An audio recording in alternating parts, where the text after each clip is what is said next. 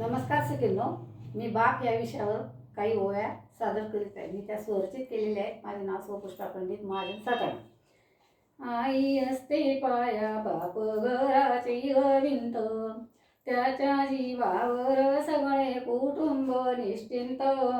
ज्याला नाही बाप त्याला विचारा किंमत, बापा पुढे नाही कोणाची बोलायची हिंमत.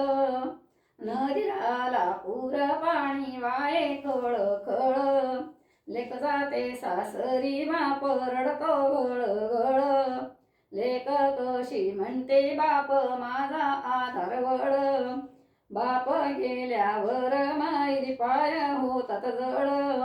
बाप जितो घरासाठी म्हणून सगळं छान छान, बापाच्या जीवावर मिळतो कुटुंबाला मान. बाप मुलांसाठी रात्रंदिवस झटतो, सुखी कुटुंबात त्याला आनंद वाटतो. बाप असतो तोवर घराला मिळतो उबारा, बाप गेल्यावर घराचे वाजतात बारा.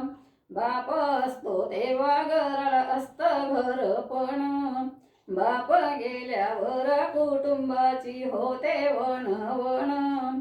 बाप असतो तोवर लेकीला हक्काचं माहेर, बाप गेल्यावर शब्द फुलांचा आहेर.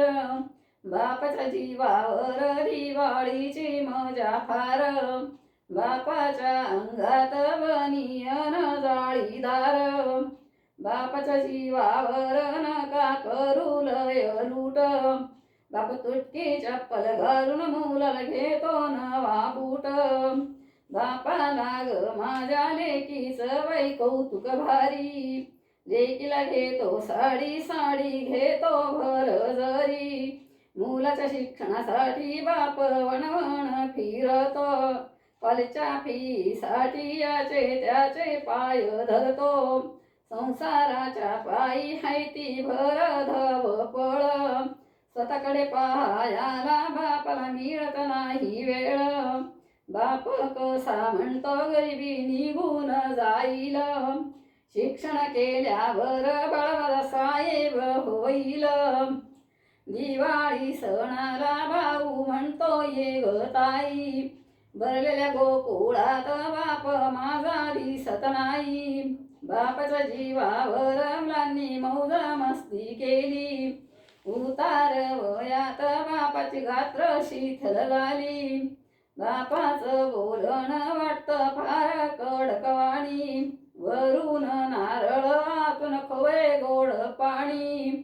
बापाची ग मायावरून काटेरी फणस, आतून गोड घरे फार मायेचा माणूस.